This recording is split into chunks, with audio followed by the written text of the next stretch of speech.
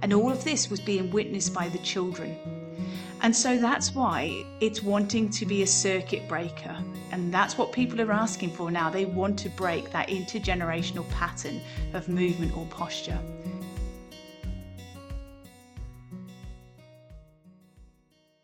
Hello and welcome back. Now, just before we get started, if you're watching this on the Total Somatics YouTube channel, could you please like, share, subscribe, and press the notification bell so every time an episode is released, you find out very quickly. Okay, now today I'd like us to discuss a very fascinating subject, which I see a lot and a lot of discussions in clinic here, and also a lot of discussions online. So it doesn't matter where you live in the world, everybody seems to be having this conversation. And what it is that people will come in and see me, say in clinic, because this is where the observation was made many years ago before I went online, that people would come in with many musculoskeletal issues and a lot of pain and issues. And what would happen is, if it was a young adult, it was mimicking their parents' issues. And again, I'd often see their parents. And so many times, these are young adults who might be like in their 30s, would say things like, I don't want to get the hip pain. I don't want a hip operation like my mom's had, all these sorts of things. But as they're standing there telling me this, they are standing with an identical pose or posture that their mother or their father's had, whoever the influential person is that they're discussing, that they don't want the same issue to be. And likewise, they all know this now, by the way. When they're walking up the corridor to go into the clinic room, when they're walking to the clinic room, I'm already assessing them. So I'm already watching how they walk. Because if they know I'm watching them, they will walk in a bit more of a unified manner. So I just want to see how they get up off the chair, how they walk along the corridor. When they go into the clinic room, how they put their bag down or they take their coat off and put it on the back of the chair. I'm watching all these movement patterns. And so what's happening is that there are very similar behavioral mannerisms and habits and movement patterns that you'll see within generations. And it's really good that the younger adult children, these adults now, they want to actually break that intergenerational movement and postural pattern that's developed. And I want to use the word intergenerational because it really is that. And I'm going to explain a part of your brain where this has had a huge influence. But before I go into that neuro side of things, I just want us to consider how previous generations have basically endured some really severe things in life. It could be they witnessed horrific war, they've had serious trauma, maybe they've had poverty, and there's been like a Great Depression.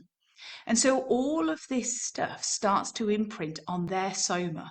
It will tighten their muscles so they hold themselves in a certain way. They would have not had the opportunity that we have now to seek out emotional, mental, and physical support and help. That just wasn't available for them at the time. Things like domestic violence and societal issues have changed now from back then. So many years ago, in countries where they didn't have a welfare system that they may have now, which could have supported a single parent raising their child to escape domestic violence, that was not available. So people would put up with a very traumatic situation. Their coping mechanisms were non existent, they were just surviving. And all of this was being witnessed by the children. And so that's why it's wanting to be a circuit breaker. And that's what people are asking for now. They want to break that intergenerational pattern of movement or posture. Because if we consider many years ago, and people still do it now because they're learned behaviors from influential people like parents or grandparents, what people did was they suppressed their emotions. They had very little support. They had very little way to manage their health, and they may have had disempowering thoughts of it's self-indulgent or it's navel gazing to spend time on your well-being and on your health. And instead of doing that, would push their own needs down, focus on other things, and hope the issue would go away. but it never does. If anything, if we continue to live in this stress situation, our cortisol levels will increase, which is inflammatory. It's really, really bad for our health. It creates bone density issues because there's demineralization of the bone when we have high levels of cortisol in our system. So it's really good to manage our own health and our own state, because if we're in a good place, we're going to be much more use, not just for ourselves, but to help other people out. But you see, this is different. We have a different awareness now to many years ago. And I want to share with you, a few years ago, my husband and I went to Canberra, which is the capital of Australia, and we went to the War Memorial Museum. And I personally feel if you ever come to Australia, it's a place to visit, and people in Australia think it's really important just to appreciate all those beautiful young people. And I often will share this with people personally outside of work as well when we're chatting about things like this, that in that War Memorial Museum, you saw these photos of these beautiful young men with these bright, sparkly eyes going off to war, thinking, and they reading and watching a lot of the videos in that museum. They thought it was exciting. They thought they were going off to see the world for a few weeks with their friends. They had no idea what they were going to encounter. And then on photographs, you see them coming back, and the trauma and the hollowness and the emptiness in their eyes was awful. You know, I can still picture it now. And that's what that traumatic imprint did. And of course, we know about things like PTSD now, post traumatic stress disorder. People didn't know about it then. And so people came back from the war. And you know, I've heard when I lived in England years ago, I heard people saying things like, oh, people should just shake out of it. People in the war, when they came back, they just got on with things. Well, they did, but they had things like PTSD. And behind the scenes, they were living a life of torment. And often the family members would be living a life where they're managing things like domestic violence. And so there was a lot of really horrific things that had happened post war. People were expected just to drop back in to everyday activities after witnessing some of the most horrific things that should never be seen for a human. It's very hard for them. That trauma on their nervous system took it onto future generations. Those generations would suppress their emotions, or they would people please. They were very fearful of pushing buttons or wanting to rock the boat with people because they would see how people would flare up. So when we have younger people seeing parents that may have had things like PTSD, can you see how this intergenerational trauma and postural patterns, coping mechanisms, everything created an imprint on their soma? And so that might not be as severe looking at wartime things. We're just maybe looking at biomechanical issues. But you see, behind all those biomechanical, the way you walk, the way you stand, people's nervous system and the way that they cope with stress still patterns tension within their body. So they could be like a type A personality that's go, go, go, go, go, multitasking, taking lots on, feeling really happy and thrilled to be incredibly busy because it's addictive. There's endorphins kicking off. But what that's doing, in order to stay in that fight or flee state, which is what it's doing, all the back muscles get really tight. And so if people long term have that chronically tight pattern throughout their body, they'll get things like plantar fasciitis, calf issues, heel issues, sciatica, hamstring problems, lower back disc issues, hip issues, mid back, jaw, neck, all of those sorts of things will happen. So you can see that even a behavioral pattern will show up in muscular patterns of tension and tightness and the way that people walk. So thankfully, if we start to move on from that, I'd like us to consider how now we are in a life or in a part of the history where we have so many more resources, so much more research to rely on to see how we can break that intergenerational health issues, as it were. And I'd like to explain an area of your brain that influences us from a very young age. And that is something called mirror neurons. Now, I've mentioned it in the past, you may be familiar with it. But within 72 hours of being born, mirror neurons in your brain are prompted, and your babies will start to mimic the expressions around them. And within 6 weeks, a baby is able to beam with a beautiful, cheeky smile because of the mirror neurons. And I know that my niece has recently had a little baby a few months back, and he's so cute. And I miss not being that close to seeing what those mirror neurons are like. But when we do get to see them when we travel back to the UK, I'm really looking forward to just seeing some of the little mannerisms that he may have picked up from his mum or his dad, or from my brother, his grandpa, or my sister-in-law. So I'm really interested, because the babies will just soak in and take those little mannerisms and those little movements.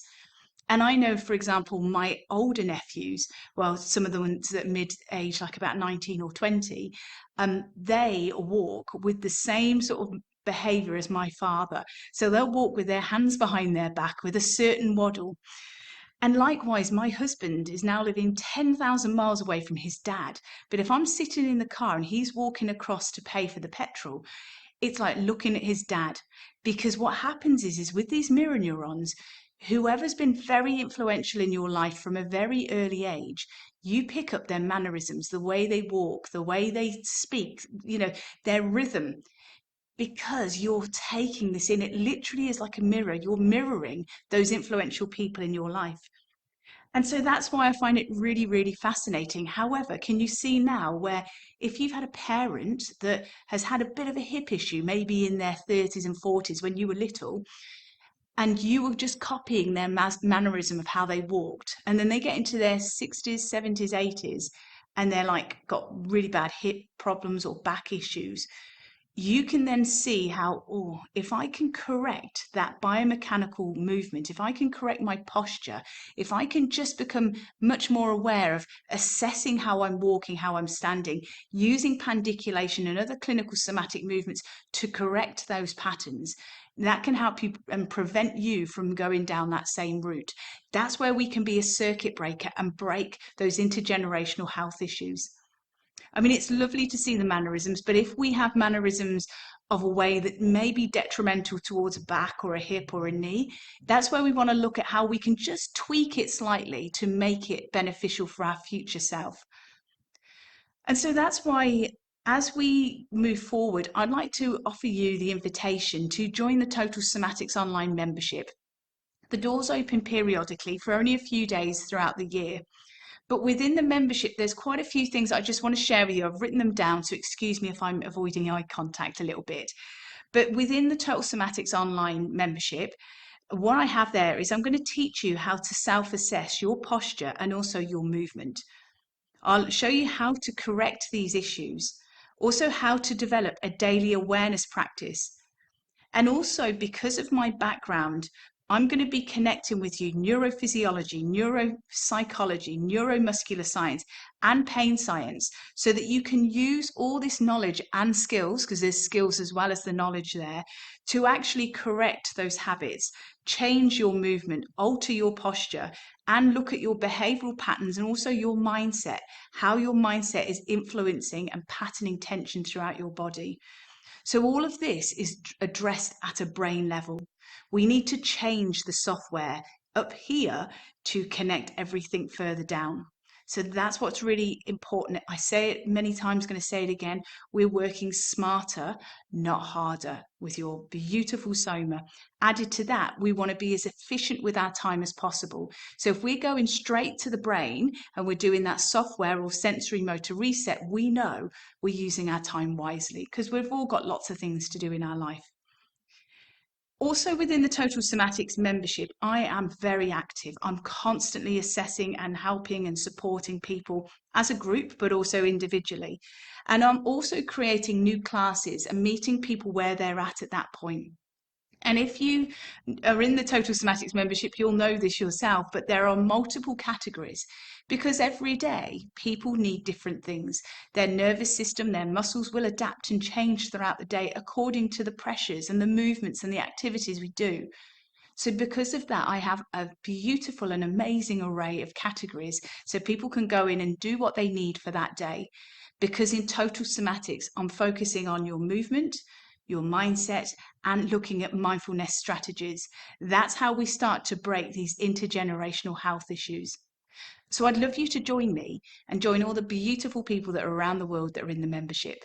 So if you'd like to come along, if you go to totalsomatics.com, click on the Join Now page, and if on the Join Now page the membership doors are closed, leave your details in the box, and as soon as I open the doors, you'll be the first to find out.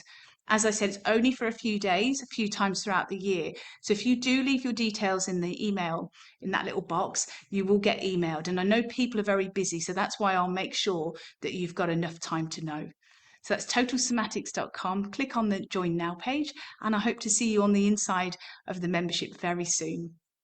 So until next time, all my love and my very best wishes. Take care. Bye. Thank you for joining me today. If you've enjoyed this episode, please leave a rating and also forward this on to somebody you know will benefit. To learn more about pain relief, plus how to improve